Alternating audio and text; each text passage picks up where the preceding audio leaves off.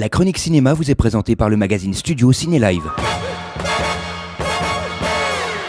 Bonjour à toutes, bonjour à tous, bienvenue dans cette chronique cinéma qui, je l'espère, chaque semaine vous donne envie de sortir et d'aller au cinéma. Alors avant de commencer la chronique, on va tout de suite vous dévoiler les films qui seront développés dans cette chronique. On parlera d'une suite réalisée par Lucien Jean-Baptiste. Si je vous dis le nom, rien que le film, à mon avis, vous l'avez déjà en tête.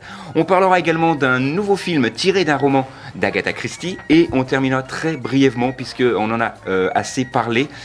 C'est bien évidemment Star Wars qui sort cette semaine, le dernier des Jedi. Et puis bien sûr, comme chaque semaine, ma sélection ciné, mais cette fois à la télé. Allez, on commence tout de suite avec La Deuxième Étoile. Je vous le disais en préambule, le nouveau film de Lucien Jean-Baptiste, c'est une suite, puisque le premier opus a à peu près 8 ans maintenant, donc le temps passe. Et puis c'est vrai que ce film, La Première Étoile, a eu un grand succès quand il est sorti en 2008. Près de 1,6 million de téléspectateurs, donc on lui avait demandé une suite assez rapide, mais il n'a pas que ça à faire maintenant puisqu'il est aussi acteur.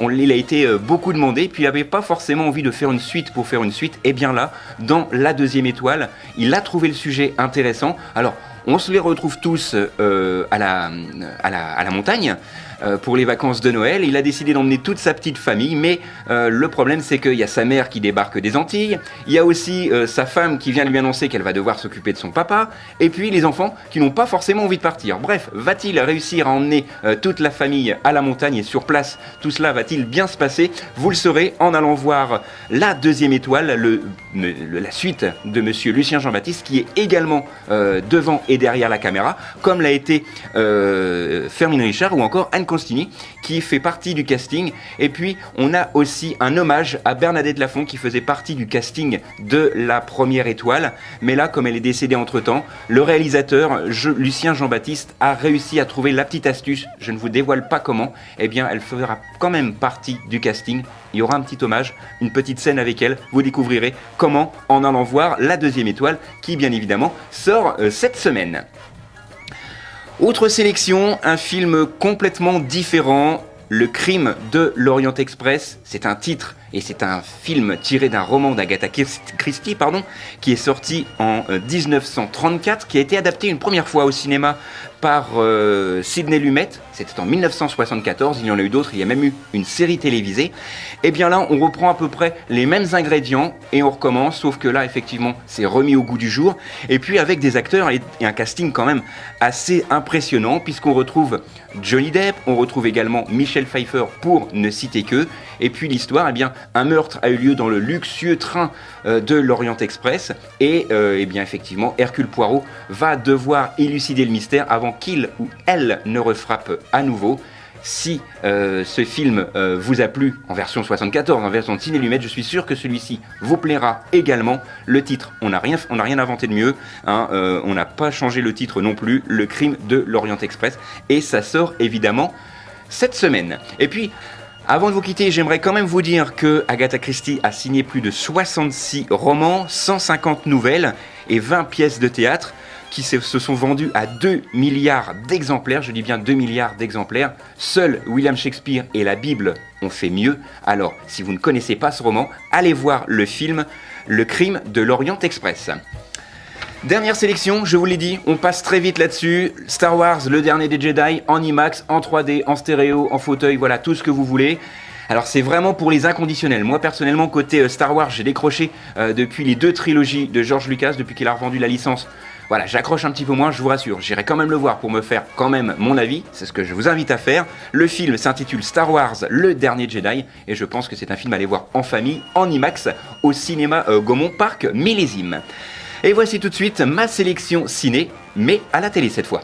La 1, la 2, mon prix dans le jeu. La 3, la 4, je zappe et je max. La 5, la 6, en sont les comptes. Câblé, survolté, j'ai le syndrome du canapé. On commence donc cette première sélection ciné à la télé avec un film qui s'intitule La Proie, avec l'excellent Albert Dupontel et Sergio Lopez, pour ne citer qu'eux. C'est un film qui sera diffusé donc le 13 décembre sur France 4 à 20h50 précisément, s'ils n'ont pas de retard, bon ça c'est à voir. Et donc le film La Proie avec Albert Dupontel, l'histoire est très simple, c'est un ancien braqueur qui se retrouve en prison. Il fait sa peine, il se retrouve dehors, mais l'un de ses anciens co-détenus l'accuse effectivement de meurtre en série. Il va devoir essayer de se défendre, de retrouver son co-détenu pour essayer de s'expliquer avec lui. C'est un film qui se mène tambour battant. Certains diront que le film est un petit peu tiré par les cheveux, certaines scènes sont un petit peu incohérentes, soit, mais c'est un film que je vous conseille, c'est avec Monsieur Albert Dupontel, et d'ailleurs, si vous n'avez pas vu Au revoir là-haut, qui est toujours à l'affiche, allez-y, c'est l'un de ses plus beaux films en tant que réalisateur. Et celui-ci, La Proie, sera donc diffusé mercredi 13 décembre sur France 4. Deuxième sélection cette semaine, jeudi 14 décembre sur C-Star. Alors je n'ai pas l'habitude de parler de C-Star, c'est sur le canal 17 pour ceux qui ont la TNT. Quelques messieurs trop tranquilles, un film de monsieur Georges Lautner qui était sorti en 1973 avec André Pousse, Michel Galabru, Henri Guibet, etc., etc. L'histoire est assez simple. Dans un petit village, une bande de hippies viennent de s'installer.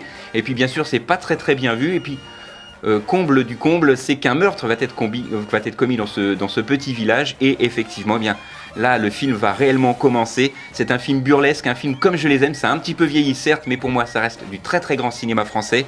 Ça s'intitule Quelques messieurs trop tranquilles. C'est diffusé jeudi 14 décembre sur C-Star, canal 17 de la TNT, bien sûr. Voilà, c'est tout pour cette semaine. Nous, on se retrouve la semaine prochaine, mais avant cela, je vais quand même vous rappeler les films qui ont été développés dans cette chronique. On a parlé du deuxième film de Lucien Jean-Baptiste, La Deuxième Étoile, également Le Crime de l'Orient Express, Star Wars, où on a parlé vraiment très brièvement, et puis enfin, La Proie et Quelques messieurs trop tranquilles qui sont diffusés cette semaine sur la TNT. Voilà, c'est tout pour cette semaine. Nous, on se retrouve la semaine prochaine, même endroit, même heure. D'ici là, sortez, allez au ciné, et tant que vous êtes au ciné, au moins, vous n'êtes pas devant la télé. La chronique cinéma vous a été présentée par le magazine Studio Ciné Live. Studio Ciné Live, c'est chaque mois toute l'actualité du cinéma.